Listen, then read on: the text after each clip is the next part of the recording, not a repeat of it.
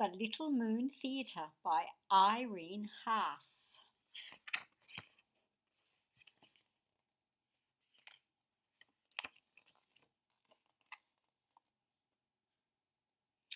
Jojo, Jip and Nicolette were a troupe of travelling players. They rode through the countryside, giving performances every night in a different place.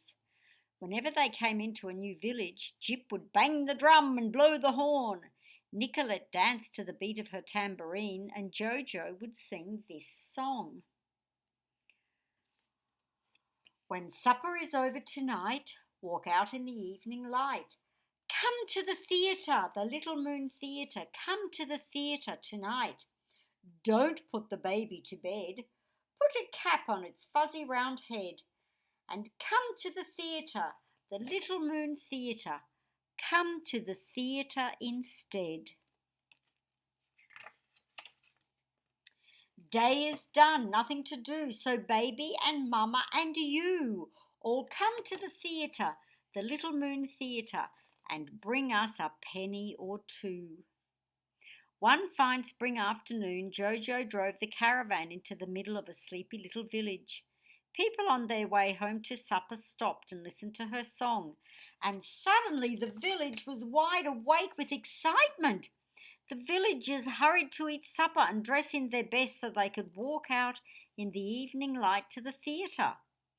Jojo, Jip and Nicolette rode through the now empty streets looking for a good place to give the show. They were close to the edge of town when they turned a corner and found a little girl sitting on the curb crying. They stopped. "My name is Rose and I like to wear a red sock on this foot," the little girl explained, "and a yellow sock on this foot. But my mother says that's contrary and that I can't come to the show tonight." "Aha," said Jojo, "but did your mother say you can't be in the show tonight? Come aboard the Little Moon, Rose." The little girl climbed up and sat next to Nicolette. "I wish my mother wouldn't care about my socks," she whispered. That night the play was called The Wise Prince. Jojo plucked her guitar and told this story. Once long ago a prince had to choose between two beautiful maidens. One would be the queen. He gave them each 2 tests, one in dancing and one in singing.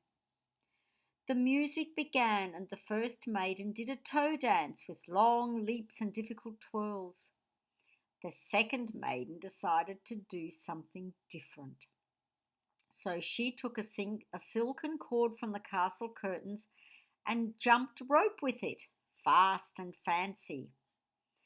That's skipping, jumping rope. Then it was time to sing. The first maiden went to the centre of the stage and sang a beautiful old song with many verses. It began, "I dreamt that I dwelt in marble halls with vassals and serfs at my side." The second maiden decided to do something different. So she sang, "3 little nincompoops sitting in a tree. Their names were Doe and Ray and me. Doe and Ray fell out of the tree, so who was left?" "Ha! I know that," said the first maiden. "It was me." Then Jojo sang, "The prince chose Rose. He liked her socks, you see. He knew that it was special to do things differently. The prince chose Rose. He kissed her hand and said he'd wear his socks the way she did, one yellow and one red."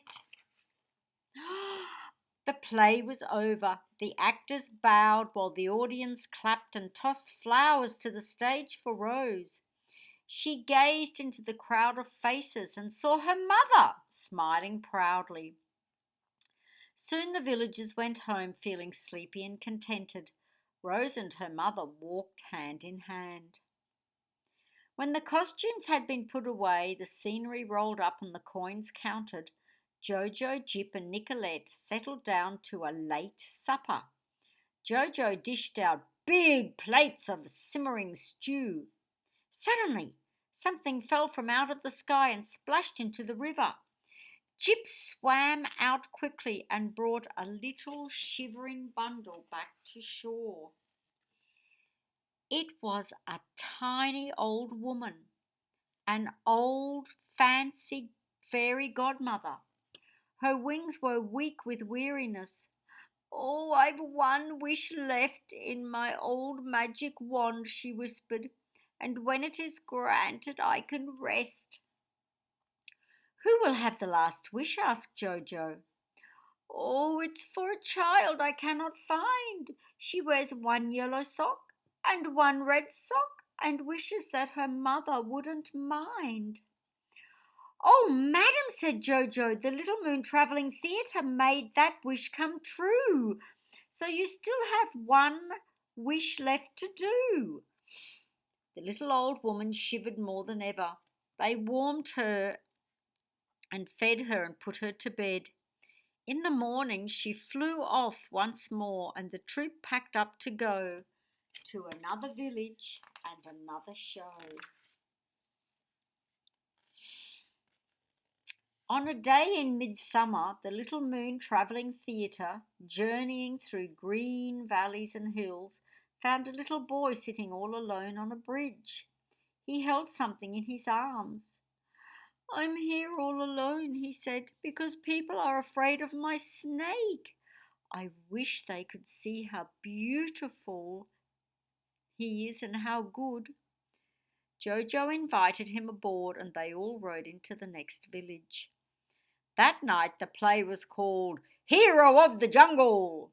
The curtains parted. Jip and Nicolette appeared wearing strange animal masks. Night had fallen in the jungle, and Jojo sang this story song. "'Twas the night of the animal fair, the birds and beasts would be there. The old baboon by the light of the moon was combing his auburn hair. But the jungle was full of dread, for the crocodile, it was said, was eating great feasts of the smallest beasts. Imagine the tears that were shed. You could hear the crocodile roar as she searched in her dresser drawer. I'll look like a fool if I don't have a jewel to dress up my pinafore." Now a handsome young snake he strayed to the crocodile place unafraid. "Please let me bedeck your magnificent neck like a necklace of lapis and jade." The birds and the beasts that night cheered the snake with all of their might, for the crocodile swore she'd eat beasties no more if her necklace stopped squeezing so tight. When the play was over, the snake was truly a hero. The boy walked home with the snake on his shoulders while the villagers followed, admiring its goodness and beauty. Later that night, as Jojo, Jip and Nicolette worked and listened to the song of the summer crickets, they heard another sad little sound. Nicolette dashed up a tree and found the little old fairy godmother dangling from a branch by her pocketbook strap. As Nicolette carried her gently down, the tiny woman whispered, "Oh, my worn old wings are so weary, but I've one last wish in my magic wand, and when it is granted I can rest." "Who will have the last wish?" asked Jojo. "Oh, I looked for a boy before my fall, who wished that folks liked his snake, that's all." "Oh, madam," said Jojo, "tonight we made that wish come true, so you still have one wish left to do." The tiny old woman was warmed, fed, and put to bed. In the morning, she flew off once more, and the troop packed up to go to another village and another show. On an evening in autumn, the Little Moon Travelling Theatre, journeying through a landscape of red and gold, saw a hound dog on top of a hill howling sadly. "Oh, my heart is breaking," he told them. "I can't do my work, which is chasing raccoon. All I can do is wish for the moon." So they took him aboard, and as they rode together into the next village, the great pink sun disappeared. The play that night was called The Dog Who Loved the Moon, and this was the dog's song. "Can I win the moon with a rapturous tune? If I howl and I croon like a loon to the moon, will she come to me soon? If I weep and I swoon, will she hear me? The moon?" And this was the moon's song. "Oh, little earth dog, dear loving clown, I'm not made of silver or pearl or marble or ice or anything nice, and I'll never, no, never come down. But I have little sisters, don't weep, tiny copies of me everywhere. They are not way up high in the star-dappled sky, so take this one to love and to keep."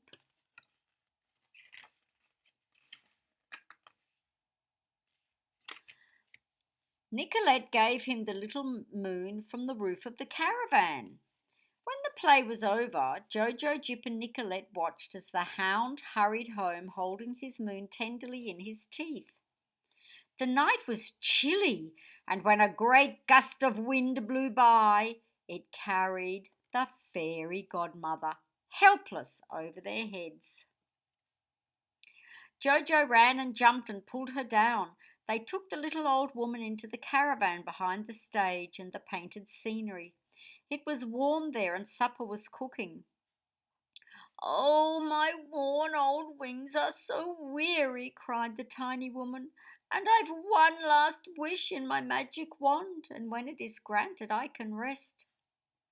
"Who will have the last wish?" asked Jojo. "Oh, I looked for a dog who wished for the moon, but my poor old wings gave out too soon." "Oh, madam," said Jojo, "tonight we made that wish come true, so you still have one wish left to do." The old woman was warmed, fed, and put to bed. In the morning she flew off once more, and the troop packed up to go to another village and another show. And then it was winter. Jojo played her violin, her fingers stiff with cold. Snowflakes fell on Jip and Nicolette as they danced, watched only by a family of white wolves and an old snowy owl. "How I wish we could be warm," whispered Jojo. Later that night they heard a strange noise, and they rushed outside to see what it was. The tiny old fairy godmother had just fallen from the sky into the deep snow. As they lifted her out, she cried, "At last!" and she raised her magic wand. "Oh, this is warm sand between my toes," said Jojo, "and warm sun upon my head." Nicolette and Jip lifted their heads. They smelled jacaranda and ylang-ylang flowers in the soft warm breeze. "No freezing winds, no winter snow? How did we get here, do you suppose?" asked Jojo. And the little old fairy godmother, in her old striped bathing suit, dipped and dunked her tiny body in the aquamarine sea and smiled. And that's the end of the story.